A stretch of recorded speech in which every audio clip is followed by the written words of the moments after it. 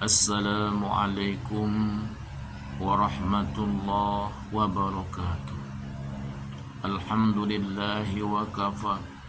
Wassalatu wassalamu ala nabiyil mustafa Sayyidina wa habibina Muhammadin ahli sidqi wal wafa. Subhanaka la ilma lana illa ma 'allamtana innaka antal alimul hakim. La hawla wa la quwwata illa billahil aliyyil azim. Kaum muslimin dan muslimat, para jamaah yang dimuliakan oleh Allah Subhanahu wa ta'ala. Ada sebuah hadis yang diriwayatkan oleh Abu Dzar Al-Ghifari. Ketika itu dia bertanya kepada baginda Rasulullah sallallahu alaihi wasallam, "Ya Rasulullah, allamani amalan yuqarribuni ilal jannah wa ba'idni minan nar." Ya Rasulullah, ajarkanlah kepadaku tentang amalan yang mendekatkan aku ke dalam surganya Allah dan menjauhkan dari api neraka. Apa kata Rasulullah sallallahu alaihi wasallam? "Iza amilta sayyi'atan fatbi'ha hasanatan." Apabila engkau melakukan perbuatan yang buruk, ikutilah dengan perbuatan yang baik. Kemudian berkata lagi Abu Dzar Al-Ghifari, "Qala ya Rasulullah, aminal hasanat min qawli la ilaha illallah."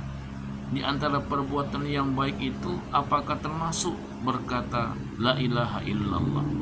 Apa kata Rasulullah? "Na'am, hiya ahsanul hasanat." Betul kata Rasulullah, itu termasuk di antara kebaikan yang paling baik. Hadis di atas memberikan pemahaman kepada kita. Yang pertama tentunya ketika kita berbuat jahat, ketika kita berbuat buruk, maka ikutilah dengan perbuatan yang baik. Semoga dengan perbuatan yang baik ini dapat menutupi perbuatan yang buruk tersebut. Lantas di antara yang lain adalah orang yang senantiasa mendawamkan, mengamalkan ucapan-ucapan yang baik. Apa di antara ucapan yang baik itu adalah perkataan la ilaha illallah, bermakna kalimat tauhid.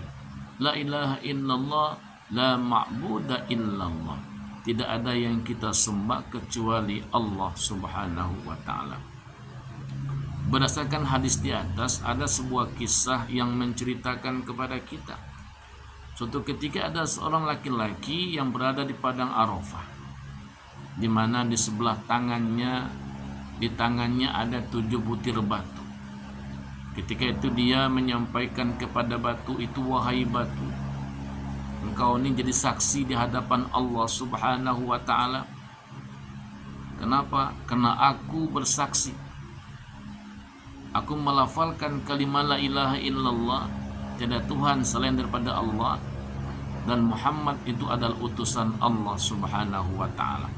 Akhirnya laki-laki itu pulang ke rumahnya, tertidurlah ia. Dalam tidurnya dia bermimpi. Dalam mimpinya seolah-olah dia berada pada hari kiamat, di mana berada pada padang mahsyar. Tentunya ketika di padang mahsyar itu kita tinggal menunggu untuk menghitung berapa sudah amal kebaikan, atau sebaliknya. Ketika dihitung-hitung perbuatan pemuda tadi, wah sedikit sekali perbuatan baiknya. Akhirnya dia divonis untuk masuk ke dalam api neraka. Ketika digiring ke dalam api neraka, seorang laki-laki tadi sampainya di depan pintu, maka meloncatlah sebuah batu. Batunya besar. Akhirnya malaikat pun terganggu dan tidak bisa menggeser sedikit pun batu tersebut. Sampailah pada pintu kedua, pintu ketiga, walhasil terakhir pintu yang ketujuh. Di pintu yang ketujuh pun malaikat tidak mampu. Akhirnya malaikat menemui Allah Subhanahu wa ta'ala. Ketika itu dia kepada Allah, "Ya Allah, aku tahu engkau lebih memahami bagaimana hamba-Mu atau makhluk-Mu ya Allah." Maka apa kata Allah? Bukankah seorang laki-laki tadi telah menyampaikan bahwa persaksiannya disaksikan oleh batu ini? Kalau macam itu, masukkanlah ia ke dalam surga. Namun ketika sampai ke depan pintu surga, pintu pun belum terbuka, datanglah kalimat la ilaha illallah Muhammadur Rasulullah yang membuka pintu surganya Allah Subhanahu wa taala. Semoga kita termasuk di antara hamba Allah yang gemar selalu mendawamkan bacaan-bacaan yang baik, termasuk di antaranya kalimat la ilaha illallah Muhammadur Rasulullah. Barang siapa yang membaca kalimat la ilaha illallah Muhammadur Rasulullah 100 kali dalam sehari, maka nanti dia akan datang pada hari kiamat wajahnya bagaikan bulan purnama. Demikian akhir kalam. Wallahul muwaffiq ila aqwamit thoriq.